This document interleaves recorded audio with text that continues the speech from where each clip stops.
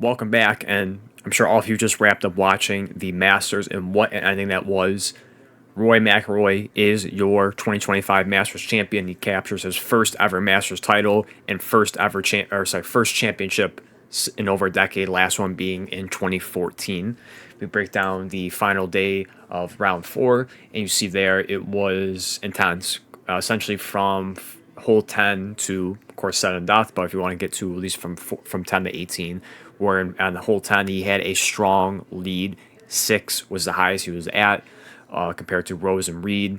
And then slowly, as you see, it just kept dwindling over and over until finally it got to tied 16th with 11 between McIlroy and Rose. Rose did finish up, I think, a couple holes before McIlroy, where McIlroy did take the lead in the 17th hole, but then unfortunately, when it got to the end, his second last putt, or potentially his game-winning putt in hole 18th, he just narrowly misses, gets on the second one, and we head to sudden death. First time since 2017 for that in the Masters, where McIlroy seals the deal here. Rose misses a, at that time, potential putt to make it to 3, misses it, gets to 4, and McIlroy seals the deal with his last punt to make it to 3 to 4 on hole 18 for the sudden death, and captures again his first ever Masters title. So congratulations to him. It was intense.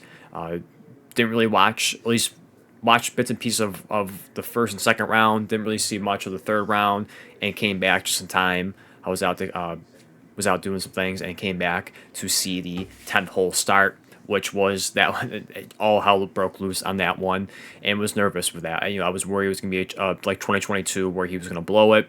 Even all on social media, people were, of course, bashing and making fun of him. It looked like it was going to be that replication once again, but thankfully he kind of pulled himself together in that sudden death, made the right hits, and secured the win. And he becomes now the sixth golfer to, if I have that right, sixth golfer to have a Grand Slam, winning all the titles.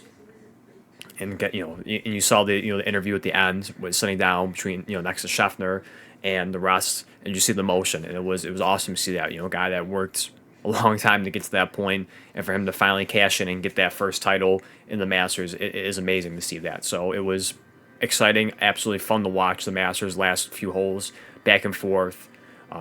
Great hits, and also choking on some others, not just for McIlroy, but for Rose as well at some points. But again, congratulations to Rory McIlroy for being your 2025 Masters, and I can't wait to see what happens in 2026 next April.